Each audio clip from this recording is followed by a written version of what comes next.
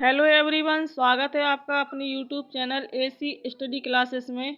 हिंदी की special class में आज का हमारा टॉपिक है छंद। तो आज हम छंद के बारे में बताने जा रहे हैं, जो सभी किसी भी प्रकार की वैकेंसी हो हिंदी में अक्सर इसमें से क्वेश्चन पूछे जाते हैं। काफ़ी इम्पोर्टेंट पॉइंट है ये। तो ये टॉपिक नोट करते चलिए। तो वीडियो शुरू करने से पहले हमारे वीडियो को लाइक कीजिए और अगर चैनल पर नए हैं तो चैनल को सब्सक्राइब कीजिए। और कमेंट वीडियो कैसा लगा इसके लिए कमेंट बॉक्स में लिख करके ज़रूर बताइए। तो छंद किसे कहते हैं? छंद शब्द चद धातु, ये चद गलत है, इधर क्या होना चाहिए? छद धातु। छद धातु से बना है जिसका अर्थ होता है खुश करना। हिंदी साहित्य के अनुसार अक्षर, अक्षरों की संख्या, मात्रा, गणना, यति, गति से संबंधित किसी विषय पर रचना को छंद कहा जाता है। अर्थात निश्चित चरण, लय, गति, वर्ण, मात्रा, यति, तुक, गण से नियोजित पद रचना को छंद कहते हैं। अंग्रेजी में छंद को मेटा भी कहा जाता है और कभी कभी वैसे भी कहते हैं। अब छंद के अंग, छंद के कौन कौन से अंग होते हैं? तो छंद के 2 अंग होते हैं, चरण और पाद, वर्ण और मात्रा। एक तो चरणों के आधार पर होता है और एक वर्ण या मात्रा के आधार पर होता है। तो पहला है चरण या पाद। एक छंद में 4 चरण होते हैं। चरणों की संख्या कितनी होती है? 4। चरण छंद का चौथा हिस्सा होता है। जो चरण होता है ये छंद का चौथा हिस्सा होता है। चरण को पाद भी कहा जाता है। हर पाद में वर्णों या मात्राओं की संख्या निश्चित होती है। क्या होता है इसमें? वर्णों या फिर मात्राओं की संख्या निश्चित होती है। अब चरण के प्रकार।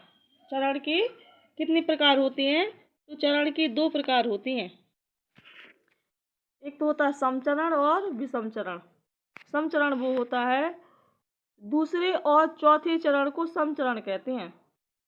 दूसरे और चौथे चरण को समान होता है, समान, जिसमें समान मात्राएं या समान वर्ण हो उसे क्या कहते हैं? समचरण कहते हैं, दूसरे और चौथे को।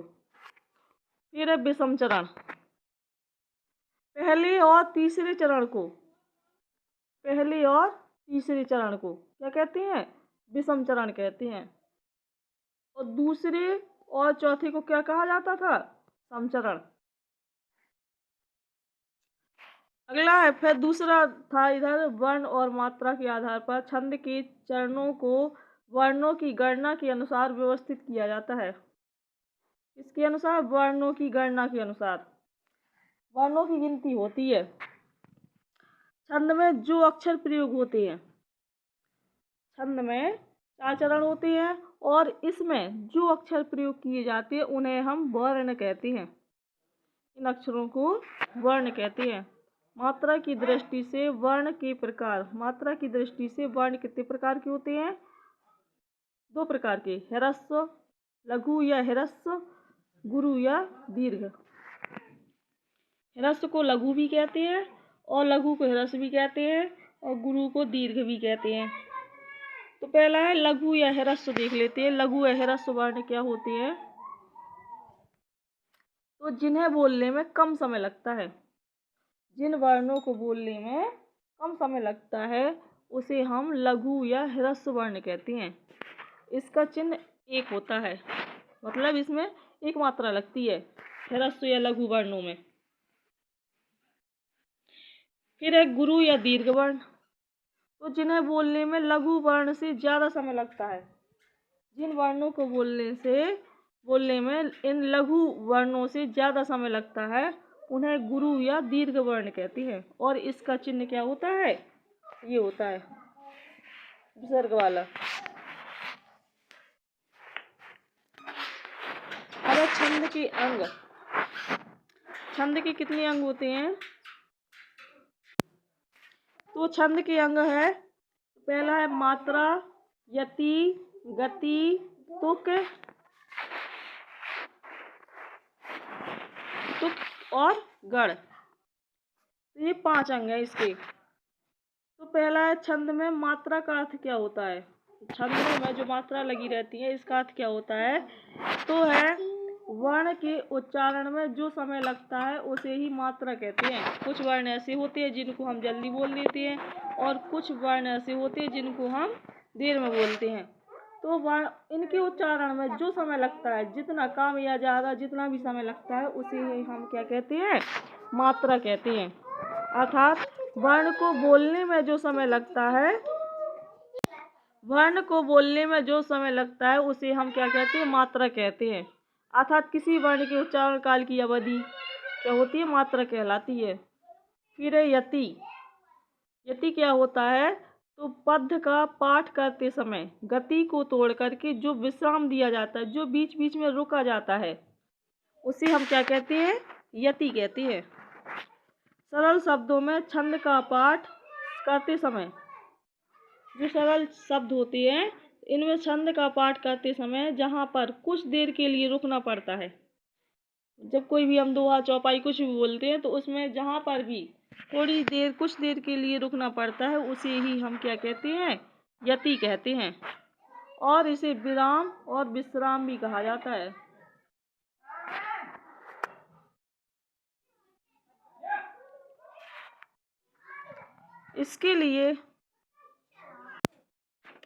इनके लिए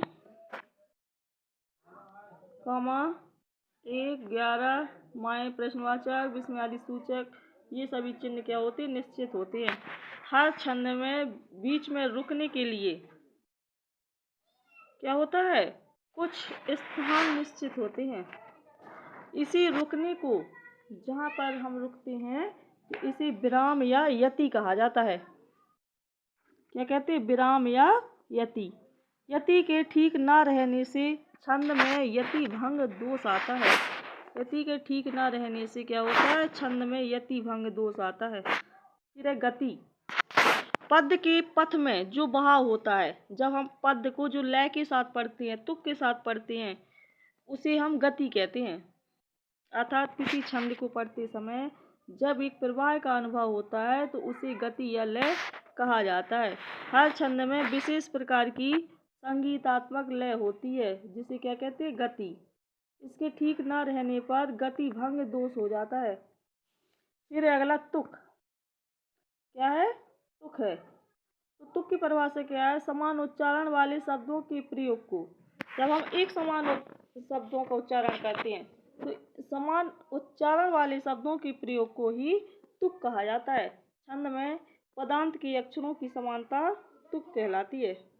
पदांत का मतलब होता है पद के अंत में जो अक्षरों की एक समानता रहती है। मतलब जैसे पहले पद में अक्षर जैसे आया जाता और फिर दूसरे पद में आया, पद की लास्ट में आया कि आता या जाता, तो इन अक्षरों की समानता ही क्या कहलाती है, तुक कहलाती है। फिर तुक के भेद। तुक के भेद क्या होते हैं, एक होता है तुकांत कविता और दूसरा होता है आतुकांत कविता। फिर पहला है तुकांत कविता। क्या है, जब चरण के अंत में वर्णों की आवृत्ति होती है उसे तुकांत कविता कहते हैं। चरण के अंत में वर्णों की क्या होती है, आवृत्ति होती है, बार बार वही आते हैं, उसे तुकांत कविता कहते हैं। पद प्रायः तुकांत होते हैं, जैसे हमको बहुत है भाती हिंदी, हमको बहुत है प्यारी हिंदी। इसमें क्या हुआ है, अंत में क्या है, वर्णों की आवृत्ति हुई है, हिंदी इधर है और हिंदी इसमें। फिर है आतुकांत कविता। जब चरण के अंत में वर्णों की आवृत्ति नहीं होती है उसे क्या कहते हैं, उसे आतुकांत कविता कहते हैं। नई कविता आतुकांत होती है, जैसे काव्य सर्जक हूँ, प्रेरक तत्वों के अभाव में लेखनी अटक गई है काव्य सर्जन हेतु। तो इसमें क्या है, चरण के अंत में वर्णों की कोई आवृत्ति नहीं हुई है, मतलब इस सब में अलग अलग दिए हुए हैं। तलाश रहा हूँ उपादान। 5वां है गढ़। मात्रा और वर्णों की संख्या और क्रम की सुविधा के लिए 3 वर्णों के समूह को गढ़ मान लिया जाता है। मतलब 3 वर्णों का जो समूह होता है उसे ही हम क्या कहते हैं, गढ़ कहते हैं। जैसे इसमें लिखा है यगढ़, इसमें वर्ण कितने हैं, 1 2 3, 3 वर्ण। तो 3 वर्णों के समूह को एक गढ़ मान लिया जाता है। गढ़ों की संख्या 8 होती है। कितनी होती है, 8। देखो 3 3 अक्षर वाले हैं, 8 यगढ़, तगड़, लगड़, रगड़, जगड़, भगड़, नगड़, सगड़ आदि। गढ़ को जानने के लिए पहले उस गढ़ के 3 अक्षर को लेकर आगे के 2 अक्षरों को मिलाकर वह गढ़ बन जाता है। जैसे यहाँ पर दिया हुआ है, तो इसी का एक ट्रिक था, यमाता राज भान सलगा, यमाता राजभान सलगा। यहाँ से यगढ़, माँ से मगड़, ता से तगड़, रा से रगड़, जा से जगड़, भा से भगड़, ना से नगड़, सा से सगड़। इस प्रकार। फिर है मात्रिक छंद। मात्रा की गणना के आधार पर की गई पद रचना को, मात्रा की गणना के आधार पर की गई पद की रचना को क्या कहते हैं, मात्रिक छंद कहते हैं।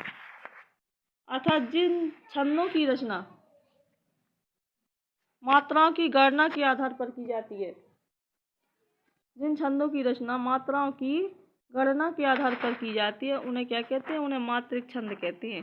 इसमें मात्राओं की संख्या, लघु और गुरु, यति गति के आधार पर रचना की जाती है, उसे ही मात्रिक छंद कहते हैं। जैसे बंदौ गुरुपद पदम परागा, सुरचि सुवास सरल अनुरागा। बंदौ गुरुपद पदम परागा, सुरचि सुवास सरस अनुरागा। अमीय मुरियम चूरन चारु, समन सकल भव रुज परिवारु। मात्रिक छंद के भेद। इसमें कौन सा मात्रिक छंद है, तो पूछा गया है। इसमें सममात्रिक छंद है, अर्धमात्रिक छंद और विषम मात्रिक छंद। मात्रिक छंद के भेद हैं ये तीनों, सममात्रिक छंद, अर्धमात्रिक छंद और विषम मात्रिक छंद। तो सबसे पहला सममात्रिक छंद क्या होता है, जहाँ पर छंद के सभी चरण समान होते हैं उसे सममात्रिक छंद कहते हैं। क्या होता है, छंद के सभी चरण, पहला दूसरा तीसरा चौथा सभी क्या हो, समान हो, उसे ही सममात्रिक छंद कहते हैं। जैसे मुझे नहीं ज्ञात कि मैं कहाँ हूँ, मुझे नहीं ज्ञात कि मैं कहाँ हूँ, प्रभु यहाँ हूँ अथवा वहाँ हूँ।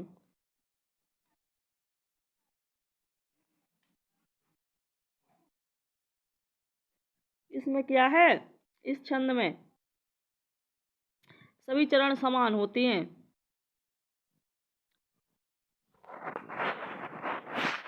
और इनमें मात्राएं भी समान लगी होंगी, देख लो चाहे लगा के। एक एक,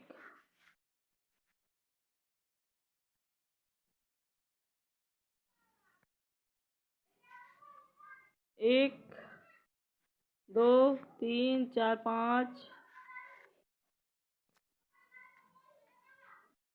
4 5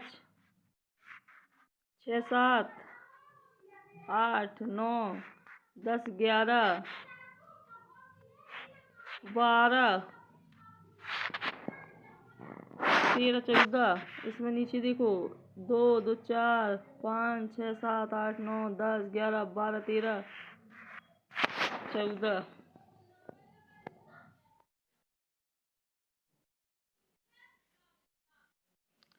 फिर अर्धमात्रिक छंद, जिसमें पहला और तीसरा चरण एक समान होता है तथा दूसरा और चौथा चरण उनसे अलग होता है। पहला और तीसरा एक समान और दूसरा और चौथा उनसे अलग होता है, लेकिन आपस में एक जैसे होते हैं। उसे ही हम क्या कहते हैं? अर्धमात्रिक छंद कहते हैं। विषम मात्रिक छंद जहाँ चरणों में 2 चरण अधिक समान हो, सभी चरणों में से क्या हो कि 2 चरण अधिक समान ना हो, उसे विषम मात्रिक छंद कहते हैं। ऐसे छंद प्रचलन में कम होते हैं। अगला क्वेश्चन है वर्णिक छंद। वर्णिक छंद क्या है? तो जिन छंदों की रचना को वर्णों की गणना और क्रम के आधार पर किया जाता है, जिन छंदों की रचना वर्णों की गणना और क्रम के आधार पर किया जाता है, उसे हम वर्णिक छंद कहते हैं। वृत्तों की तरह इनमें गुरु और लघु का क्रम निश्चित नहीं होता। वृत्तों की तरह इनमें क्या होता है? गुरु और लघु का क्रम निश्चित नहीं होता, बस वर्ण संख्या निश्चित होती है। ये वर्णों की गणना पर आधारित होती हैं, जिनमें वर्णों की संख्या, क्रम, गण विधान, लघु और गुरु के आधार पर रचना होती है। जैसे दुर्मिल सवैया, प्रिय पति वह मेरा प्राण प्यारा कहाँ है, दुख जल निधि निमग्ना का सहारा कहाँ है, अब तक जिसको मैं देख के जी सकी हूँ, वह हृदय हमारा नेत्र तारा कहाँ है। फिर है वर्णिक छंद, जिसमें वर्णों की गणना होती है। वर्णिक छंद में क्या होता है? इसमें वर्णों की गणना होती है। इसमें 4 चरण होते हैं और प्रत्येक चरण में आने वाले लघु और गुरु का क्रम सुनिश्चित होता है। इसे समचरण छंद भी कहते हैं। जैसे मत गयानंद सवैया। अगला है मुक्त छंद। मुक्त छंद को आधुनिक युग की देन माना जाता है। मुक्त छंद को आधुनिक युग की देन माना जाता है।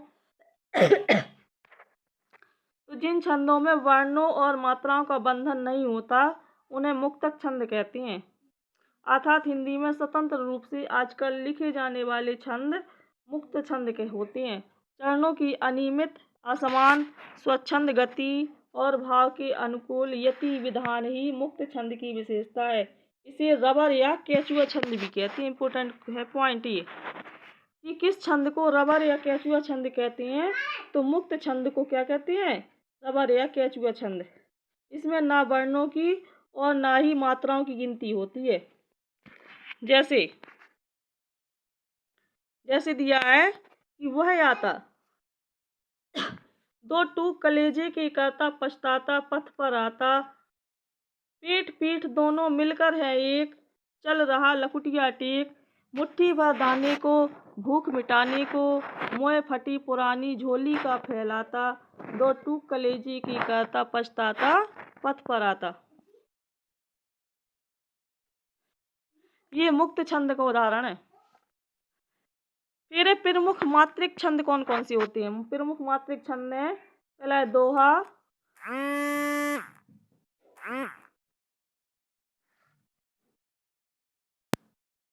फिर है सोरठा, रोला, गीतिका, हरि गीत का छंद, उल्लाला छंद, चौपाई छंद, बरबे ये विषम छंद है, छप्पे छंद, कुंडलिया छंद, दिक्पाल छंद, आला या बी छंद, सार छंद, ताटक छंद, रूपमाला छंद, त्रिभंगी छंद। तो ये सभी क्या हैं? कौन से छंद के प्रकार हैं?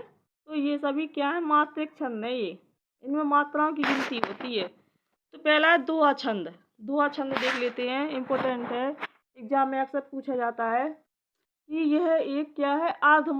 अर्ध सममात्रिक छंद होता है, आधा समान मात्रा वाला। ये सोरठा छंद के विपरीत होता है। अक्सर पूछा जाता है कि दोहा किसके विपरीत होता है? तो सोरठा छंद के। इसमें पहले और तीसरे चरण में 13-13 मात्राएं, पहले और तीसरे में 13-13, दूसरे और चौथे चरण में क्या होता है? 11-11 मात्राएं होती हैं। इसमें चरण के अंत में लघु होना जरूरी होता है। लघु माने होता है एक मात्रा, और दीर्घ की क्या होती है? दीर्घ की ये होती है दो मात्राएं, लघु की एक मात्रा होती है। तो इसमें क्या होता है, चरण के अंत में लघु होना जरूरी होता है। जैसे जैसे दिया है,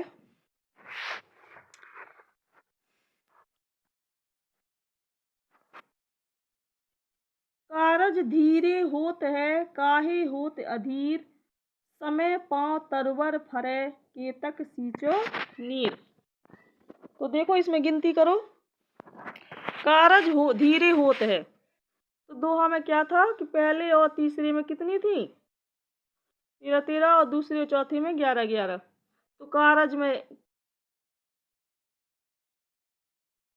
2, रा में 1, जा में 1, 2, 1 1, ठीक है, 2 और 2, 2 और 1 और 2, ये पहली की है। यहाँ से लेकर के ये है पहला चरण, गिनो 2 3 4 5 6 7 8 9 10 11 12 13, हो गई 13। दूसरा चरण है काहे होत अधीर, ये यहाँ से काहे से अधीर तक ये दूसरा चरण है। तो 2, काहे में 2, का में 2, हे में 2, फिर हा में 2, ता में 1, और आ में 1, धी में 2, रा में 1। तो 2 2 4, 2 6 1 7 8 9 10 11, पूरी सही है। तो पहले और तीसरी में 13 13, और दूसरी और चौथी चरण में 11 11 मात्रा होती है इसमें।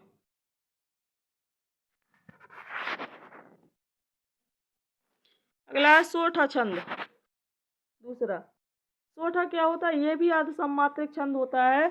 ये दोहा छंद के विपरीत होता है। इसमें पहले और तीसरे चरण में 11 11 मात्राएं, और दूसरे और चौथे चरण में क्या होती हैं? 13 13 मात्राएं होती हैं। ये दोहे का उल्टा होता है। विषम चरणों के अंत में एक गुरु और एक लघु मात्रा का होना जरूरी होता है। तो सोठा का क्या होता है? यह दोहा का उल्टा होता है। विषम चरणों के अंत में एक गुरु और एक लघु मात्रा का होना जरूरी होता है। तुक प्रथम और तृतीय चरणों में होता है। इसमें पहले और तीसरे चरण में तुक होता है। जैसे कहे जू पावे कौन, विद्या धन उधम बिना, जो पंखे की पौन। देखो पहले और तीसरे में पूछा है, तो पहला ये है और तीसरा ये है। तो इसमें अंत में है, तो देख इधर कौन है और इसमें कौन, तो इन दोनों में क्या है? तुक है। फिर है तीसरा रोला छंद।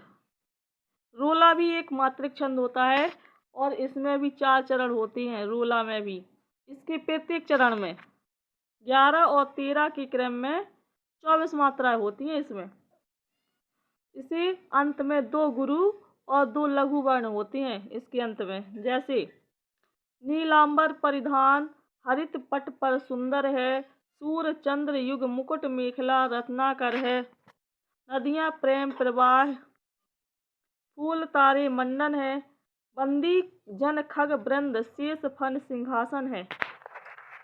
यही सयानो काम, राम को सुमरन कीजिए, पर स्वार्थ के काज शीश आगे धर दीजिए। ये इसमें कौन सा छंद है? रोला छंद। फिर है गीत का छंद। गीत का भी मात्रिक छंद होता है। इसके भी 4 चरण होते हैं, और इसके हर चरण में 14 और 12 के कारण इसमें कितनी 26 मात्रा होती हैं। 14 और 12 चरण, हर चरण में कितनी 26 मात्रा होती हैं। अंत में लघु और गुरु होता है। एक लघु होता है और एक गुरु होता है। जैसे हे प्रभु आनंद दाता, ज्ञान हमको दीजिए, शीघ्र सारे दुर्गुणों को दूर हमसे कीजिए, लीजिए हमको शरण में, हम सदाचारी बने, ब्रह्मचारी, धर्म रक्षक, वीर, व्रतधारी बने। इसमें मात्रा लगा के देख लो 16 आ रही कि नहीं आ रही। हे प्रभु, हे में कितनी? 2 मात्रा, क्योंकि दीर्घ वर्ण है ये। प्रभु, इसमें प्रा लगा हुआ है तो इसमें भी 2 मात्रा आएंगी, 2। आनंददाता 2, 1।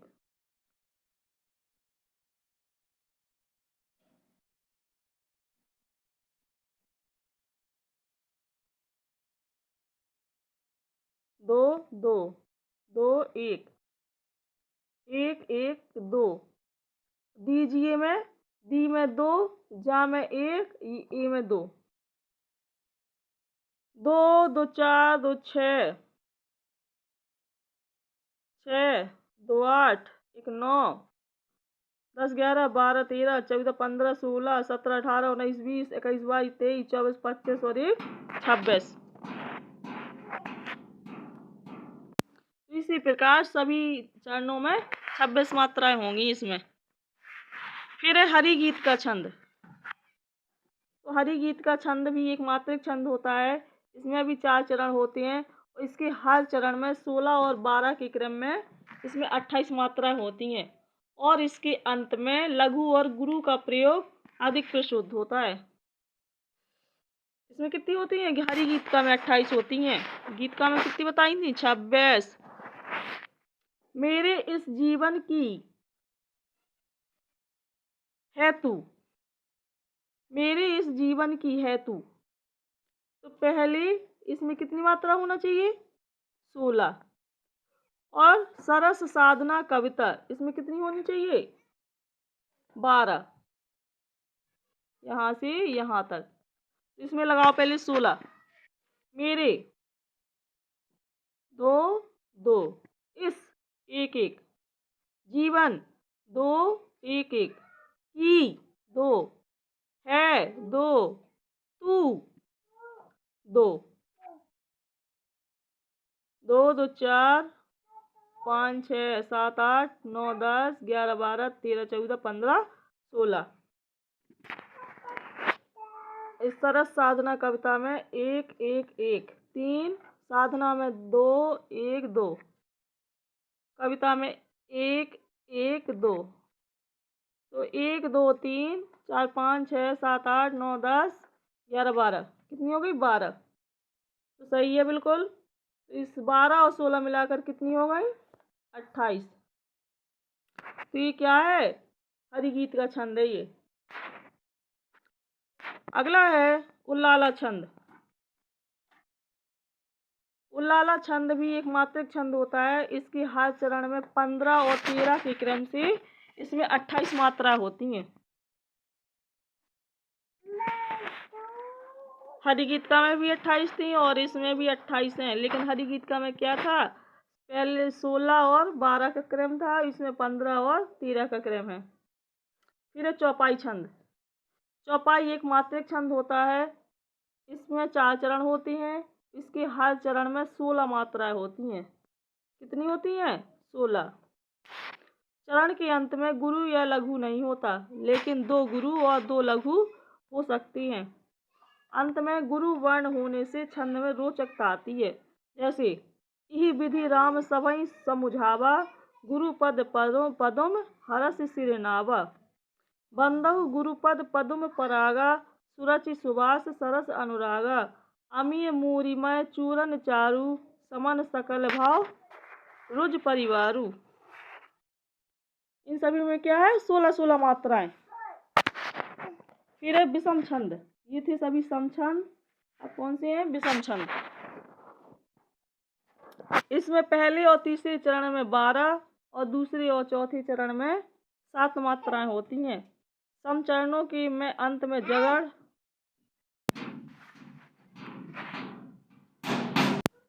तो विषम छंद में क्या होता है?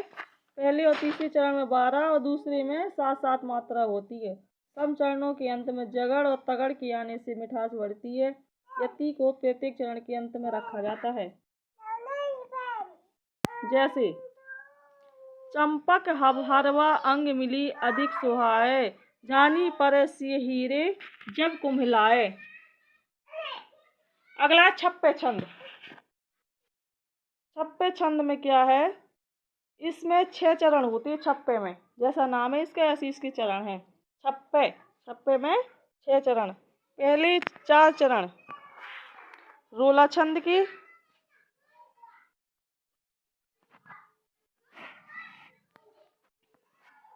और अंत की 2 चरण उल्लाला छंद की होती हैं।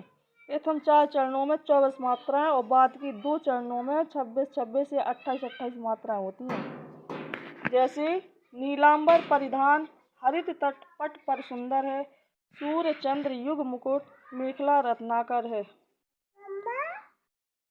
नदियां प्रेम प्रवाह फूल तो मंदन है, बंदी जन खग वृंद शेषफन सिंहासन है, करते अभिषेक पयोध है बलिहारी इस वेश की। हे मातृभूमि तू ही सत्य ही सगुण मूर्ति सर्वेश की। तो गाइस वीडियो पसंद आया हो तो लाइक ज़रूर कीजिए और कमेंट बॉक्स में लिख करके बताएं। धन्यवाद।